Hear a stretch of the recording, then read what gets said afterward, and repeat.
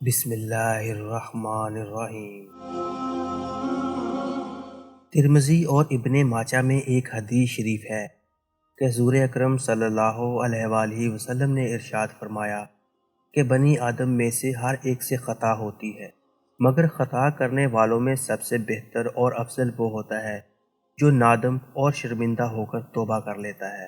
حضرت انس رضی اللہ تعالی عنہ سے مروی ہے کہ حضور اکرم صلی اللہ علیہ وآلہ وسلم نے ارشاد فرمایا کہ بنی آدم میں سے ہر ایک گناہ کا ارتکاب کر لیتا ہے، اور گناہ کرنے والوں میں سب سے افضل اور بہتر وہ لوگ ہیں جو توبہ کرتے ہیں۔ ایک دوسری حدیث شریف میں حضور اکرم صلی اللہ علیہ وآلہ وسلم کا ارشاد ہے کہ اللہ کے یہاں گناہوں سے توبہ کرنے والوں کا حال ایسا ہے جیسے کہ انہوں نے کبھی گناہ کیا ہی نہیں۔ بالفرض اگر گناہ کرتے کرتے ان کا نام جہنمیوں کی فہرست میں درج ہو چکا ہے تو توبہ کے ذریعے وہاں سے نام کو کٹوا دیا جاتا ہے اور اہل جنت کی فہرست میں ان کا نام درج کر دیا جاتا ہے۔ ابن ماجہ شریف میں ایک اور حدیث ہے کہ حضرت ابو عبیدہ اپنے والد حضرت عبداللہ بن مسعود رضی اللہ تعالی عنہ سے نقل کرتے ہیں کہ حضور اکرم صلی اللہ علیہ وآلہ وسلم نے فرمایا کہ گناہوں سے توبہ کرنے والا ایسا ہے کہ اس نے کبھی گناہ کیا ہی نہیں۔ سیدنا عبداللہ بن عمر رضی اللہ تعالی عنہ سے روایت ہے کہ میں نے نبی کریم صلی اللہ علیہ وآلہ وسلم سے سنا کہ آپ فرما رہے ہیں، بنی اسرائیل میں کفل نامی ایک شخص تھا جو دن رات برائی میں پھنسا رہتا تھا، اپنی خواہشات نفس کا غلام تھا۔ اس نے ایک ضرورت مند عورت کو 60 دینار دے کر زنا کاری کے لیے آمادہ کر لیا۔ جب وہ تنہائی میں برے کام کے لیے تیار ہو گیا تو وہ عورت بے اختیار رونا شروع ہو گئی، چہرے کا رنگ فک ہو گیا۔ کفل نے حیرانی سے پوچھا کہ اس وقت یہ ڈر اور رونا کیسا ہے؟ اس پاک باز اور شریف النفس لڑکی نے روتے ہوئے جواب دیا، مجھے اللہ کے عذابوں کا خیال آ رہا ہے، اس کام کو ہمارے خالق نے حرام قرار دیا ہے، میں بھی اپنی ضرورت سے مجبور ہو کر اس برے کام کے لیے تیار ہو گئی، اب اللہ کا خوف مجھے بے چین کیے دیتا ہے، آئے آج 2 گھڑی کا لطف مستقل جان کا روگ بن جائے گا۔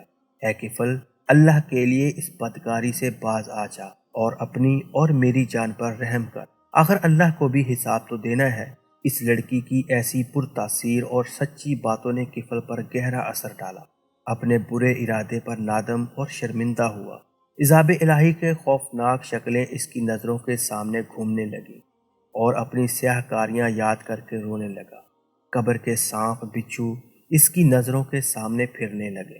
اپنے دل میں سوچنے لگا کہ مجھے تو اللہ کے عذاب سے بہت زیادہ ڈرنا چاہیے، اس عورت نے ابھی گناہ کیا نہیں اور یہ اس طرح جہنم کے خوف سے کانپ رہی ہے، جبکہ میری تو ساری عمر ہی ایسے برے کاموں میں بھری ہوئی ہے۔ چنانچہ وہ کہنے لگا، اے نیک عورت، گواہ رہ، میں آج تیرے سامنے سچے دل سے توبہ کرتا ہوں کہ آئندہ اپنے رب کی ناراضگی کا کوئی کام نہیں کروں گا، اللہ کی نافرمانی کا تصور بھی دل میں نہیں لاؤں گا، میں نے وہ رقم بھی اللہ کے واسطے دی۔ اس کے بعد اللہ کے حضور توبہ استغفار کی، یا الہی میرے گناہوں سے درگزر فرما، میری خطائیں معاف کر دے، مجھے اپنے دامن عفو میں چھپا لے، مجھے جہنم کے عذاب سے نجات۔ نبی اکرم صلی اللہ علیہ وآلہ وسلم فرماتے ہیں کہ اسی رات کفل کا انتقال ہو گیا۔ صبح لوگ دیکھتے کیا ہیں کہ اس کے دروازے پہ لکھا ہوا ہے، اللہ نے کفل کے گناہ معاف کر دیے۔ اس واقعہ میں بے کس و مجبور عورت کا حال ملاحظہ فرمائے، جس نے ابھی گناہ کیا نہیں مگر وہ بید مجنوں کی طرح کانپ رہی ہے۔ یہ اللہ کی نافرمانی سے بچنا اور عذاب کا خوف محض اللہ کے ڈر اور تقوی کی وجہ سے ہے۔ ارشاد باری تعالی ہے، اور جو اللہ سے ڈرتا ہے اللہ اس کے لیے مشکلات سے نکلنے کی راہ پیدا کرتا ہے۔ مذکورہ عورت گناہ سے بچنا چاہتی تھی، اللہ تعالیٰ نے اس کو نہ صرف اس گندے اور حرام کام سے نجات دی بلکہ اس کے حسن کردار کی وجہ سے کفل جیسے سیاہ رو اور گناہ گار کو بھی اللہ تعالیٰ نے ہدایت فرمائی۔ اس کے علاوہ اس کی بخشش کا بھی قدرتی طور پر اعلان کر دیا۔ تقوی انسان کو ایسے ہی جذبات و احساسات سے آگاہ کرتا ہے کہ وہ اللہ تعالیٰ کی نافرمانی کی جرت نہیں کر سکتا۔ ایسے ہی لوگوں کے گناہ اللہ تعالیٰ معاف کر دیتا ہے اور ان کے لیے اجر عظیم کی خوشخبری ہے۔ اللہ تعالیٰ سے دعا ہے کہ اللہ تعالیٰ ہمیں بھی برے کاموں سے بچائے۔